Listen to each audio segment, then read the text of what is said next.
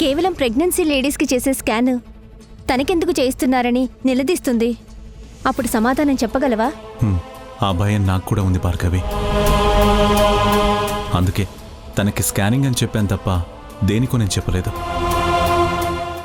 నువ్వు కూడా total body scanning అని చెప్పి మేనేజ్ చేయి.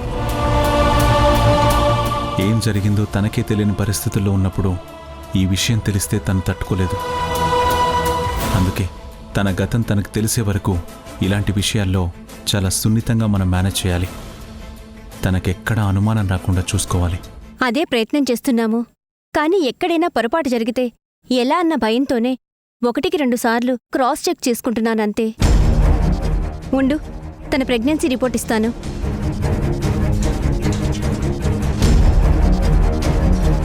Sister sister sister Radha pregnancy report ఇక్కడ డెస్క్లో పెట్టాం కదా, కనిపించడం లేదు. ఎవరైనా తీశారా? అదేంటి డాక్టర్, తన రిపోర్ట్స్ అన్నీ ఫైల్ చేసి ఇమ్మన్నారు కదా, ఆ ఫైల్లోనే ఆ పేపర్ కూడా పెట్టిచ్చేశాను. ఎంత పని చేశావు సిస్టర్. ఆ ఫైల్ ఎక్కడుంది మురారి? అది రాధ రూమ్లోనే ఉంది.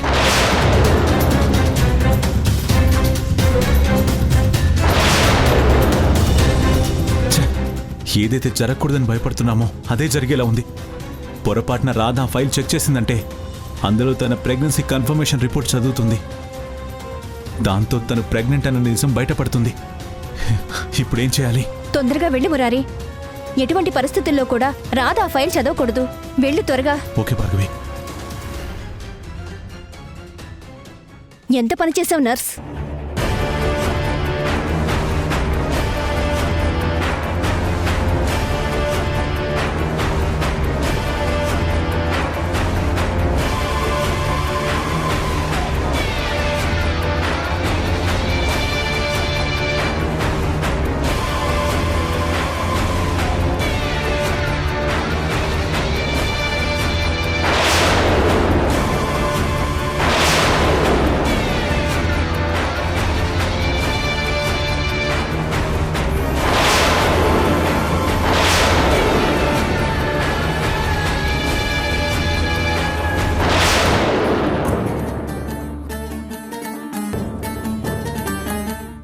రాధా, ఈ ఫ్రూట్స్ నీకోసమే తీసుకొచ్చాను. ఇప్పుడొద్దు, తర్వాత తింటాను. ఆహా, అదేం కాదు, తిను. నువ్వు హెల్దీగా ఉండాలని మా మావయ్య కూడా కోరుకుంటున్నాడు కదా, అందుకే తీసుకొచ్చాను, తిను. చెప్పాను కదా నాకు ఇప్పుడేం వద్దని. అలా పెట్టేసి తర్వాత తింటాను.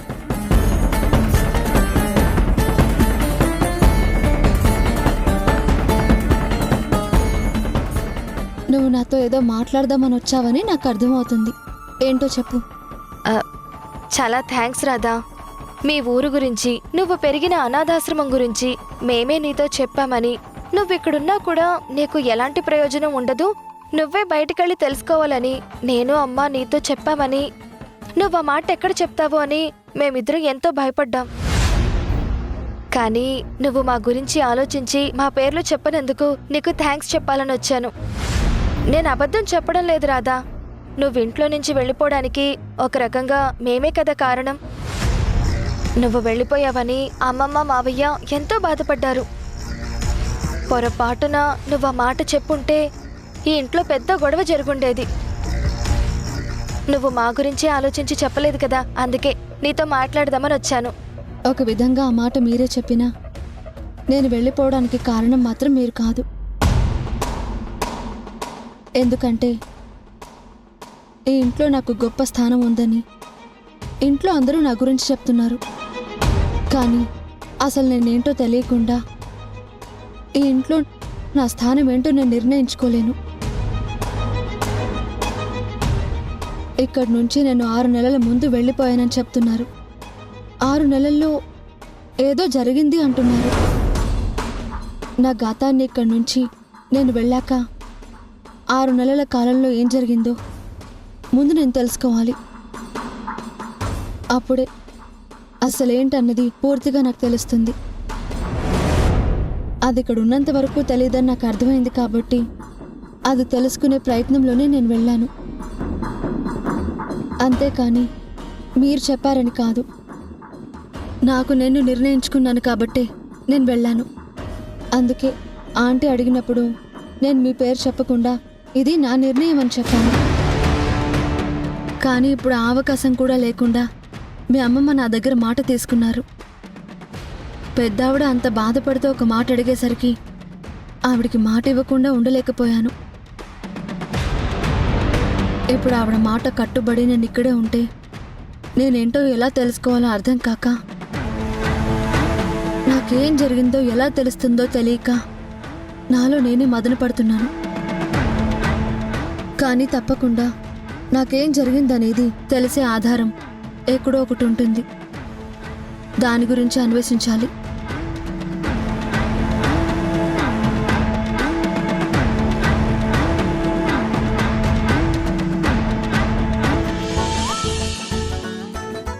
రే, నీళ్ళల్లో పడవట ఆడుకుంటే బాగుంటుందిరా. పడవలు చేసుకుందామా? బోట్లు చేయడానికి పేపర్లు కావాలి కదరా. మన ఇంట్లో పేపర్లు ఎక్కడున్నాయి? పుస్తకంలో పేపర్లు చింపితే అమ్మ కొడుతుంది. పేపరే కదా కావాల్సింది, ఇప్పుడే తీసుకొస్తా ఉండు.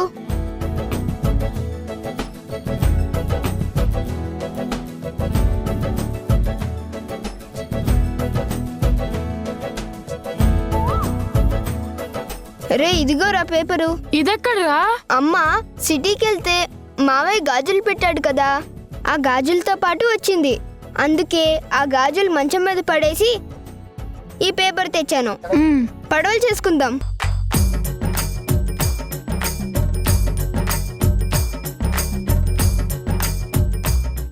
రే, రాధక్క ఫోటోరా. పేపర్లో పడిందంట్రా. రాధక్క ఆ మధ్య కనిపించలేదు కదా, అందుకే పేపర్లో వేయించుంటారా.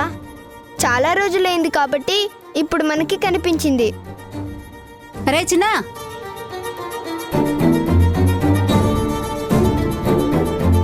రేయ్, నా గాజులు మంచం మీదున్నాయి. గాజులతో ఏమన్నా ఆట ఆడుతున్నారా? అవి కాగితం చుట్టుండాలి.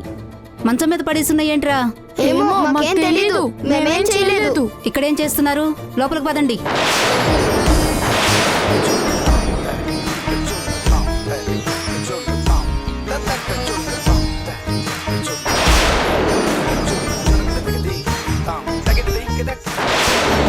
మావయ్య, మమ్మీ, డాడీ అందరూ ఒకసారి రండి. ఏంటమ్మా, ఏమైంది? తల్లి,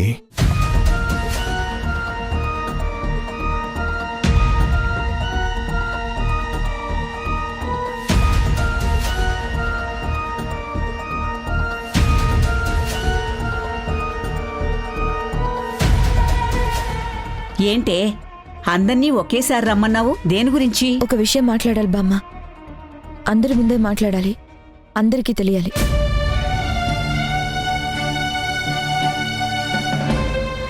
అందుకే అందరి సమక్షంలో మాట్లాడాలని పిలిచాను.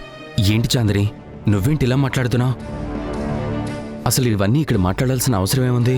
ప్లీజ్ పార్థు, నువ్వు నన్ను ఎంతో అర్థం చేసుకున్నావు. నా మీద నీకున్న ప్రేమను చూశాక నీ మంచి మనసును బాధ పెట్టకూడదని నిర్ణయించుకున్నాను.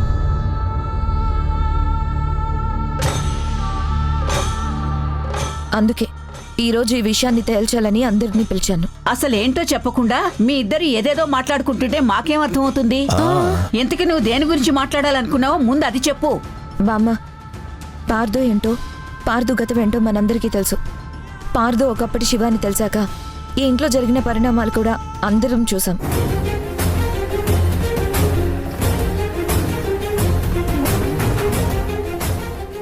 అందులోనూ తను తప్పు ఏం లేదని తెలిసాకే మమ్మీ పార్థుని క్షమించింది. తను మనందరి మీద చూపించిన ప్రేమాభిమానాలు మనం ఎప్పటికీ మర్చిపోలేం కదా. మరి అంత మంచి మనసున్న పార్థుని ఇంకా కొంతమంది బాధపడుతున్నారు. మానసికంగా తనని హింసిస్తున్నారు. పరాయి మనిషిలాగానే చూస్తున్నారు.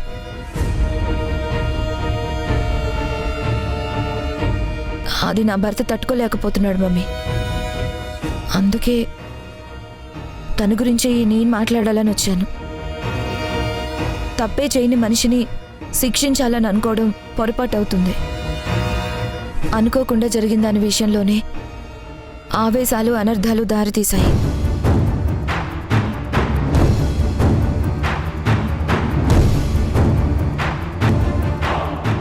ఇప్పుడు అన్నీ తెలిసాక కూడా ఆ వ్యక్తిని తప్పుగా చూడడం నేను తట్టుకోలేకపోతున్నాను. నువ్వు చెప్పింది నిజమే చాందిని. నిజం తెలిసిన వెంటనే పట్టలేనంత కోపంతో ఊగిపోయాను. కానీ ఏం జరిగిందో పార్థు వివరించాక నేనెందుకంత మూర్ఖంగా ప్రవర్తించానా అని నన్ను నేనే ప్రశ్నించుకున్నాను. ఇప్పుడు పార్థు మీద ఎవరికీ కోపం లేదమ్మా. తను ఈ ఇంటి అల్లుడే కాదు, ఈ ఇంటి పెద్ద కొడుకులా చూసుకుంటున్నావు. నీకు తెలుసు కదా. చూడు చాందిని, బావేంటో పెళ్ళైన వెంటనే తెలిసింది.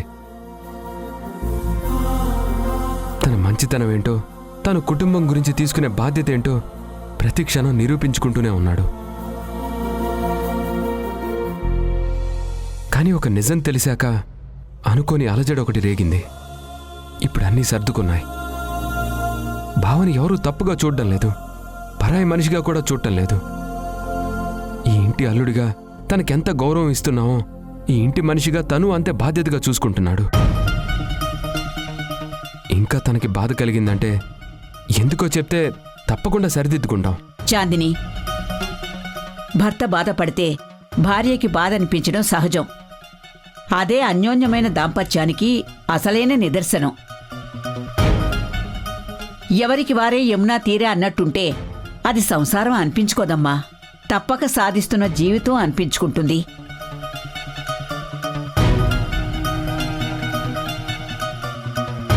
నీ భర్తకి కష్టం వచ్చింది కాబట్టి దాన్ని సరిదిద్దాలనుకున్నావు.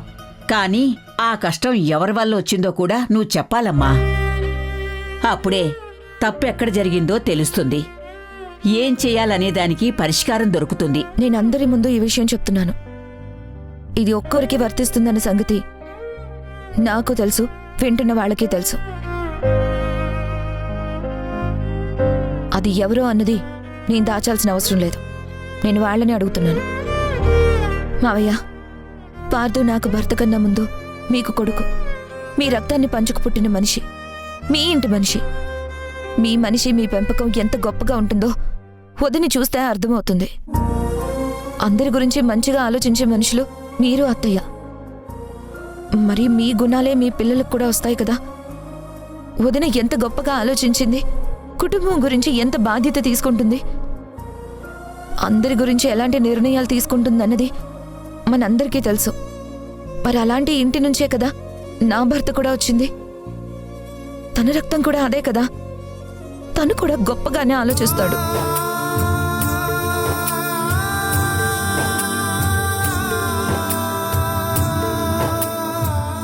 అనుకోకుండా జరిగిన పొరపాటుకి ఎన్నో ఏళ్లు శిక్ష అనుభవించాడు మావయ్య.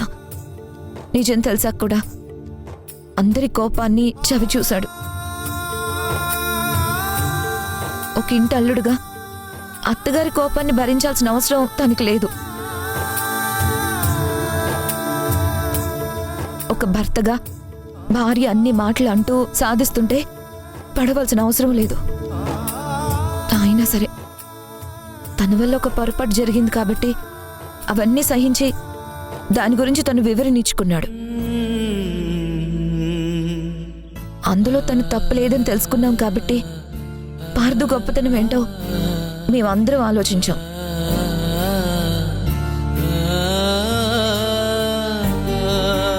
ఇప్పుడు వదిన దూరం అయిపోవడానికి మా ఆయన కారణం కాదు మావయ్య. అది అనుకోకుండా జరిగింది. భాను వదిన రావాలని, తను మన అందరితోనూ కలిసి ఉండాలని, తన జీవితం బాగుండాలని, అన్నయ్య వదిన మళ్ళీ సంతోషంగా ఉండాలని మనందరికన్నా ఎక్కువగా పార్థు కోరుకుంటున్నాడు. అందులో ఎలాంటి సందేహం లేదు. అంత మంచి మనిషిని మీరు ఒక కొడుకులా చూడడం లేదు, శత్రువులా చూస్తున్నారు.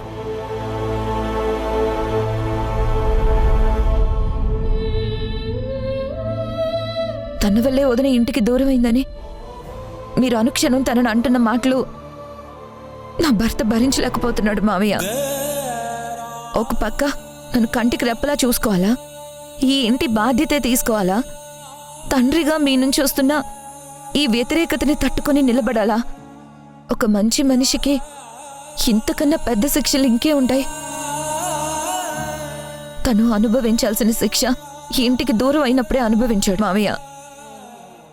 తన తల్లి చివరి చూపు చూడాలన్నప్పుడే నరకం ఎలా ఉంటుందో చూసేశాడు. వాటిని మించిన శిక్ష ఇంకేం ఉండదు మావయ్య. తప్పు చేయని మనిషిని ఇంతలా శిక్షించడం ఎంతవరకు కరెక్ట్? అన్నీ తెలిసిన మీరే చెప్పండి. నేను మాట్లాడింది తప్పనుకుంటే మీరు నన్ను కొట్టినా సహిస్తాను. నేను చెప్పింది నిజమే అనుకుంటే మాత్రం నా భర్తని క్షమిస్తారని ఆశిస్తున్నాను.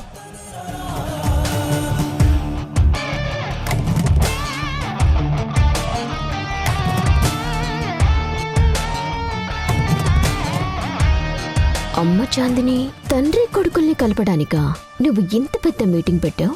మీరందరూ ఒక్కటవ్వాలని ఎంత గొప్పగా ప్రయత్నిస్తున్నారు.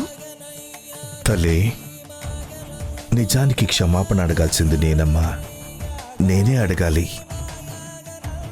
భానుని నేనెప్పుడూ కూతుర్లా చూడలేదు. మా అమ్మలాగే చూశాను. మా అమ్మ దూరమైందన్న బాధ వల్ల తనని ఇన్నాళ్ళు దూరం పెట్టాను. క్షమాపణ అడగాల్సి వస్తే అడగాల్సింది నేనే. అవును.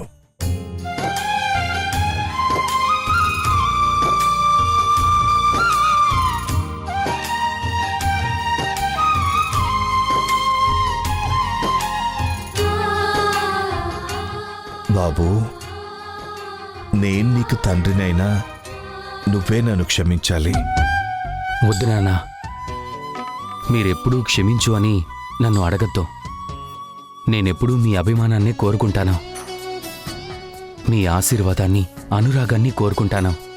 అంతేకాని మీ నోటి నుంచి క్షమాపణ అనే మాటను మాత్రం కోరుకోను. ఉసురు పోసావు నాన్న, మురిసిపోయావు నాన్న,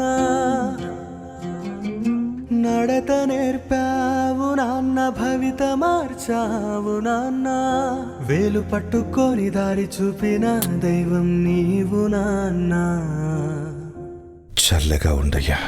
పానవున్న మనసు మురిపాల వెన్నా, విరిసె చిరునవ్వు మాటు కురిసె కన్నీటి వాన, బాధలెన్నున్నా బంధాల మరవని బాధ్యత. చాలా థ్యాంక్స్ రాధా. నేను తెచ్చిన ఫ్రూట్స్ నువ్వు తిన్నావు, నేను నీతో తినిపించగలిగాను. ఇది నాకు చాలా సంతోషంగా ఉంది. ఎందుకంటే నువ్వు హెల్తీగా ఉండాలని మా మావయ్య కోరుకుంటున్నాడు. నువ్వు బాగుంటేనే ఈ ఇంట్లో అందరం హ్యాపీగా ఉంటాం. అందుకే ఫ్రూట్స్ నువ్వు తినను అన్నా కూడా బలవంతంగా నేను తినిపించాను.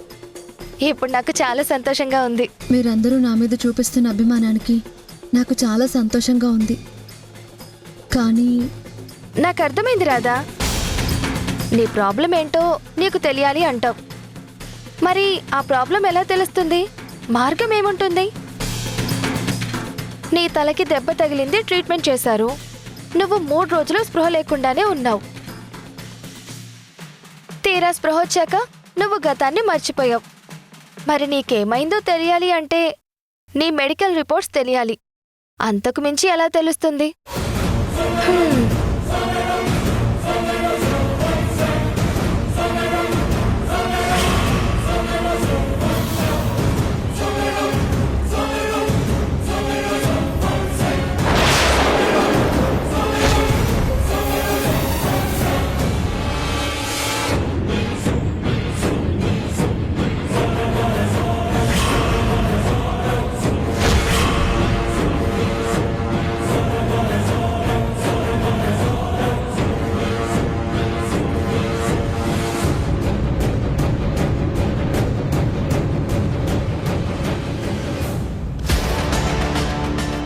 రాధా, మురారి, నీకోసమే వచ్చాను.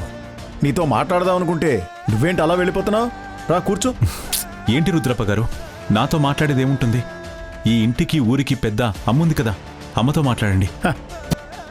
నాకు తెలీదా మురారి, ఈ ఊరికి సమస్య వస్తే దేవతలా మీ అమ్మగారే కాపాడతారు. మరి అలాంటిది ఆవిడికి చెప్పని విషయాలు ఏముంటాయి? ఆవిడికి చెప్పాల్సిన మాట ఆవిడికి చెప్పాను, కానీ నీకు కూడా చెప్పాల్సింది ఒకటి ఉంది. అందుకే నీతో చెప్తున్నాను.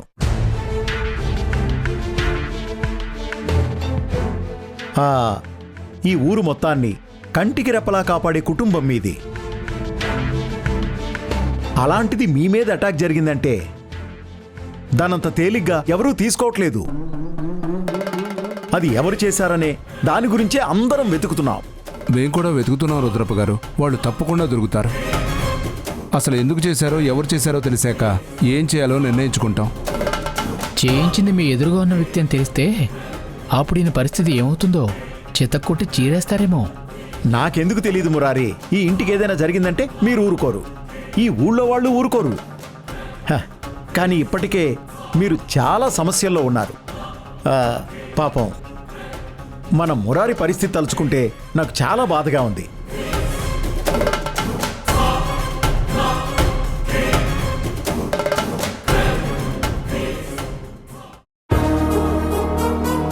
ప్రతి చిన్న విషయాన్ని ఇంతవరకు నేను చాలా పెద్దగా చేసి చూసేదాన్ని.